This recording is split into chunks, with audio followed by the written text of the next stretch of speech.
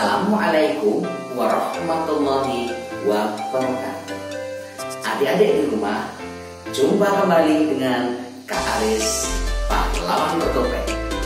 Hari ini Kak Aris akan bercerita dengan tema bagaimana kita menghadapi ujian dari Allah. Terutama ujian pada saat ini, yaitu ujian pandemi COVID-19. Bagaimana ya kita menyikapinya?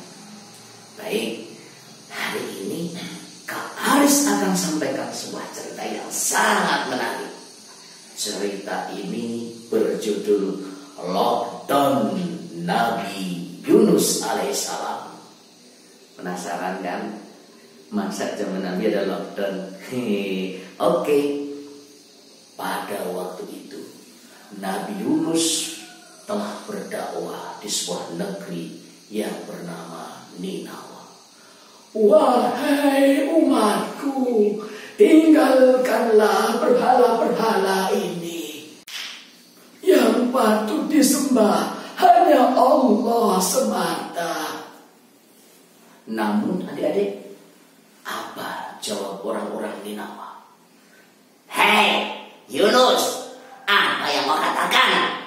Sejak dulu nenek moyang kita menyembah berhala.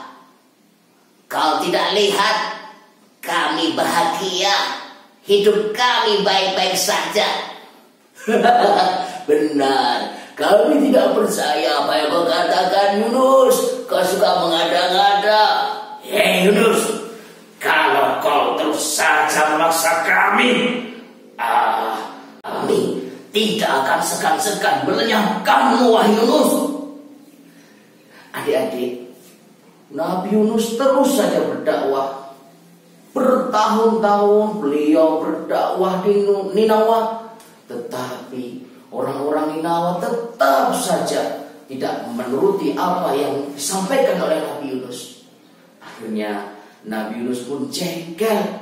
Beliau pun kemudian meninggalkan orang-orang Ninawa. Pada waktu itu beliau menaiki sebuah kapal, adik-adik.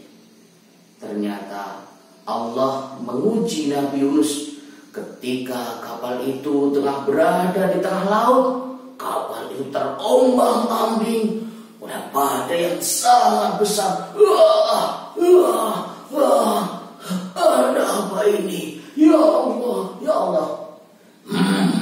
Ini tidak biasanya. Kenapa kapalku jadi seperti ini?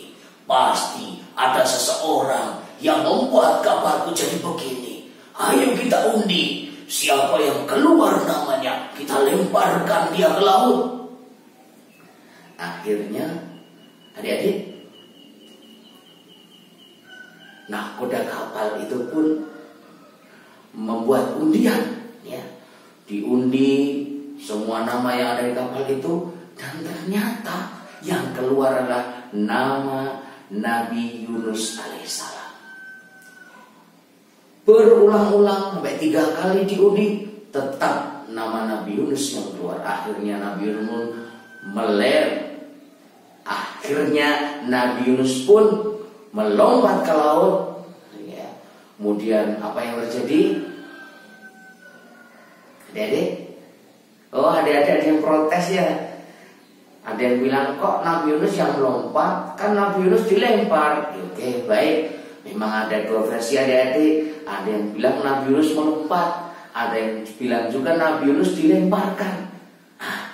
Itu tidak penting. Yang penting apa yang terjadi adik-adik.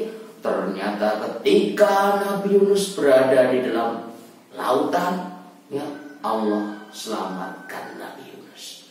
Dengan apa? Allah datangkan ikan yang sangat besar, kan? Menelan Nabi Yunus alaihissalam.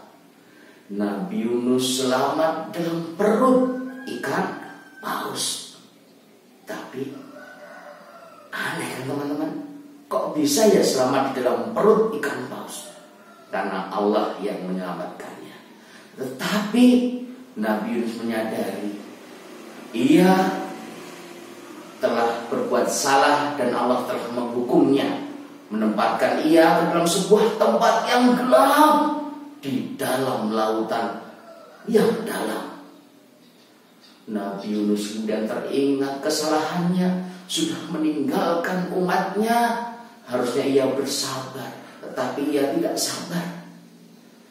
Kemudian ia pun berzikir dan memohon ampun pada Allah. Nah, adik-adik, tahu tidak apa yang dibaca oleh Nabi Yunus? Nah, tuh, Kak Aris dari sini dengar nih, ada adik-adik yang sudah hafal kalimatnya. Ayo bersama-sama kita ucapkan, La ilaha illa anta subhanaka inni kuntu minadh dhalimin. Adik-adik ada yang tahu artinya? Itu artinya buat PR. Sengaja Kak Aris buat PR biar adik-adik punya catatan di rumah, ada pekerjaan di rumah. Oke? Nah, adik-adik, dari kisah tadi ya, ternyata Nabi Yunus ya, ketika dia diuji oleh Allah, kemudian dia ingat kepada Allah, apa yang terjadi? Ternyata kemudian Allah ampuni dosanya, ya, Allah maafkan Nabi Yunus. Kemudian ikan pun mendamparkan Nabi Yunus di pantai. Nabi Yunus pun selamat. Ia pun kembali kepada bangsanya, yaitu kaumnya, yaitu Ninawah. Ternyata kaum Ninawah sendiri sudah bertobat kepada Allah.